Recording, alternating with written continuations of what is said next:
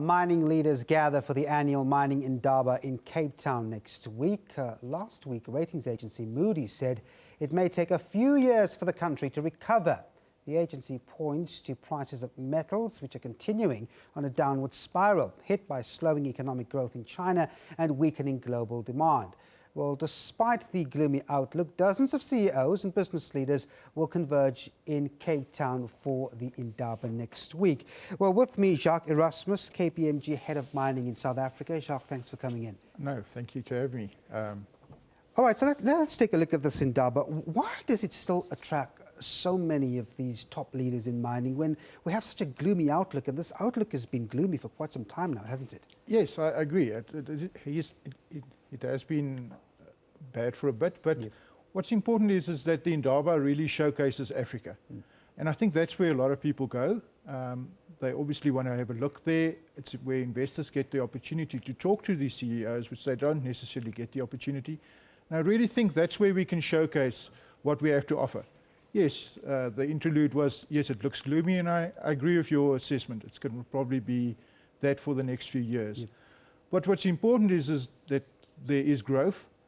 Some of the commodities are starting to turn around. And then obviously that will bring outlook. And I think the important thing for companies now is to prepare themselves when there is an upturn, that they take full advantage of that. And you look at the list and the type of CEOs and people that are attending next week. I mean, needless to say, they have this positive sentiment somewhere in the outlook. Let's talk about this risk survey that you did as KPMG ahead of this Mining Indaba. What are some of the biggest concerns that emerged there?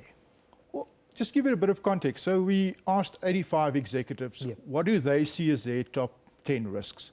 And what we also did, we didn't just do it for Africa, we also did it for North America. And that gave us the real opportunity to not just compare risks in a risk register, but to look at geographically and say, are the risks different? And they are. When you look at the South African one, electricity demand and water demand is our top risk. So that's something which CEOs are thinking about. How am I going to position my company if I have this risk? Secondly was wage demands and how they interact with the unions. If you look on the other side, the Canadian, it's a lot more business-focused, growth-focused. Their first risk was, what is the commodity price going to do? And the second biggest risk they face is, how am I to replace my current resources? So they're looking to growth projects. So that's give you an idea where local political influence obviously affects how the CEOs look at their risk registers. What sense did you get from this survey in terms of what CEOs are thinking about policy uncertainty? It's been a big concern for some years now. I think they are realizing that they have to change their business model to fit in with that, to take that into account into their business model. I think we've seen a lot of restructuring in the past. We've also seen where it's been reported in the press that there will be job losses and so forth.